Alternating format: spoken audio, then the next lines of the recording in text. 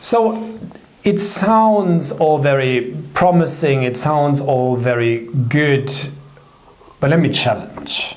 How can it fail? Oh God, that's the question that I'm going to play my arrogant answer to that. It has never failed.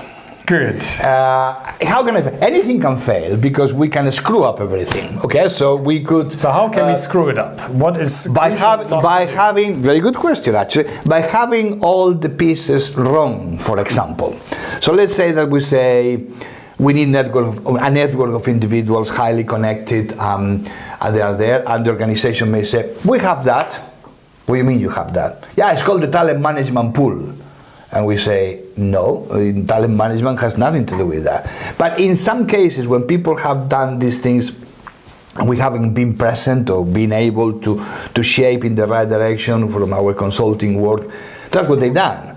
And there's no surprising later on say, well, that doesn't work. No, because you are cooking with the wrong ingredients. Yeah. Or you have a set of behaviors that say, we have behaviors, thank you very much, but you look at the behaviors and they are not behaviors, they are words, they are not very well crafted, even if they have an agency behind or something. Behaviors for us is something very specific. So if you don't have the right behaviors, you don't have the right peer-to-peer, you, instead of very informal, you revert to the formal organization, you have storytelling because everybody has a storytelling because a Mickey Mouse, and by the way, the leaders in terms of backstage, and they are trying to dictate everything every day what to do. It will fail, but it's not viral change. They are creating something completely different.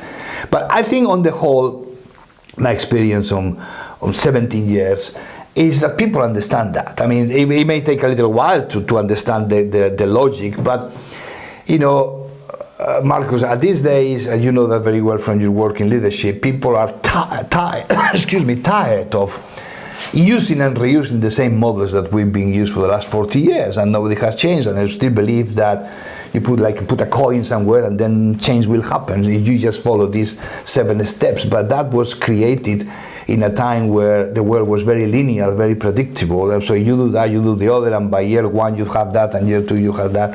The world doesn't exist anymore, so we are trying to do change, or people are, with toolkits that don't work. They are all toolkits for a new world. So no wonder people are frustrated and say, here we go again.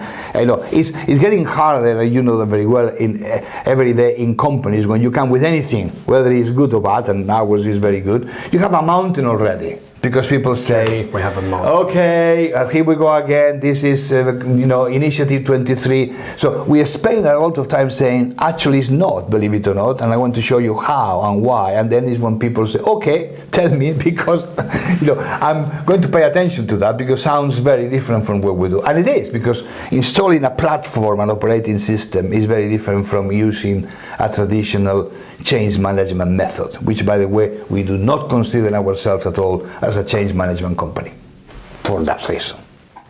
Okay.